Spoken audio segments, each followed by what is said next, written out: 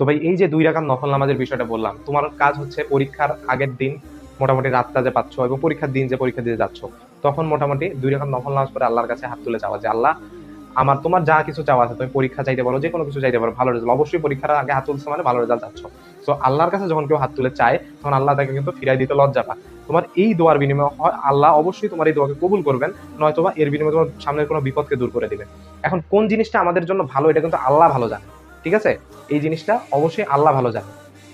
এখন একটা বাচ্চা যখন খেলতেছে আগুনের কাছে যাচ্ছে, ওইটা ওর খেলনা মনে হচ্ছে, ওটাতে হাত দিতে পারলে ওর স্বাভাবিকভাবে মনে হচ্ছে সন্তুষ্ট। কিন্তু তুমি কিন্তু কি জানো, তুমি জানো যে আগুনে হাত দিলে ওর অনেক বড় ক্ষতি হবে, কারণ কি তুমি হচ্ছে যে বিজ্ঞ। তো আমাদের মহাবিশ্বের আমাদের সৃষ্টিকর্তা উনি অনেক বিজ্ঞ, উনি জানেন যে আমাদের জন্য কোনটা কল্যাণকর এবং কোনটা অকল্যাণকর। সো আমাদের কোনো কিছু না পাইলেই যে আমরা হতাশ হয়ে যাব এমন কোনো কিছু করার নাই। সো তোমার কাজ হচ্ছে চেষ্টা করা এবং আল্লাহর ইবাদত করা। তুমি মোটামুটি 2 রাকাত নফল নামাজ, এই 2 রাকাত নফল নামাজের গুরুত্ব আসলে বলে আমি শেষ করতে পারবো না আমার মতো ক্ষুদ্র মানুষ।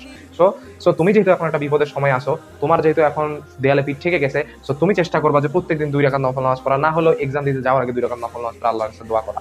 ঠিক আছে? দোয়া কিভাবে করবা, যেমন খুশি তেমন ভাবে আল্লাহর কাছে দোয়া করো, আল্লাহর কাছে শুধুমাত্র চাও। ঠিক আছে? এবং এই চাওয়াটা তোমার মনকে এতটাই খুলে দিবে যে তুমি প্রাণবন্ত থাকতে পারবা। ঠিক আছে ভাই? সো আজকে এই পর্যন্তই। ধন্যবাদ সবাইকে।